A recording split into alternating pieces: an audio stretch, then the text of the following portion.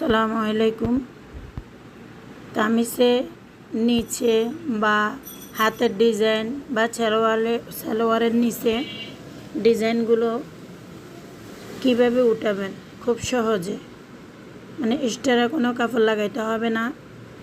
ওইখানে যে কাপড়টা আছে ওইটা দিয়ে সহজে কিভাবে উঠাবেন একটু খেয়াল করে দেখলে পারবেন।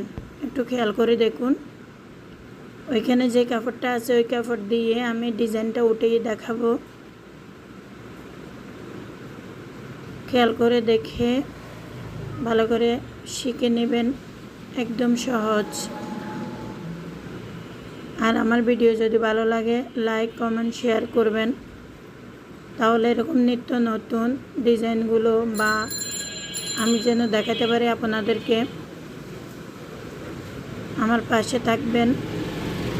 যদি আপনারা লাইক ফলো কমেন্ট করেন, আমি আশা করি আপনাদের কমেন্টের উত্তরগুলো দিব বা আপনাদেরকে কাজগুলো ভালো করে বুঝিয়ে দেওয়ার চেষ্টা করব।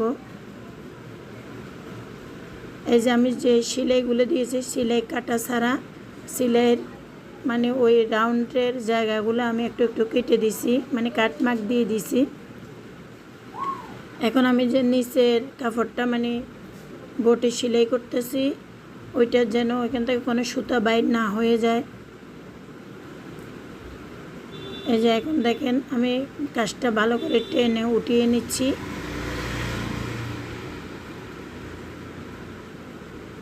উঠানোর পরে আমি এটাকে টেনে ধরে নিচের কাপড়টা টেনে ধরে একটা সাপ সিলাই দিয়ে দিব। ওইখানে সাপ সিলাইটা দিলে আপনার কাজটা একদম ওইখানে সুন্দরভাবে বোঝা যাবে,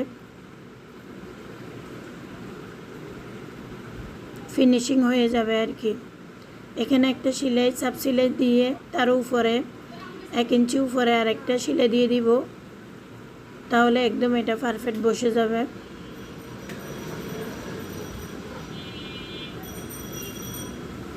ফুল ভিডিওটা দেখবেন, তাহলে পুরোটাই বুঝতে পারবেন।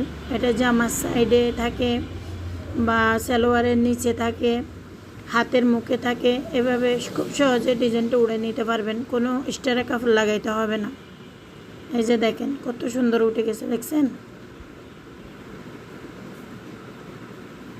এই যে দোনোটা পা কমপ্লিট করলাম, অসাধারণ, অনেক সুন্দর হয়েছে।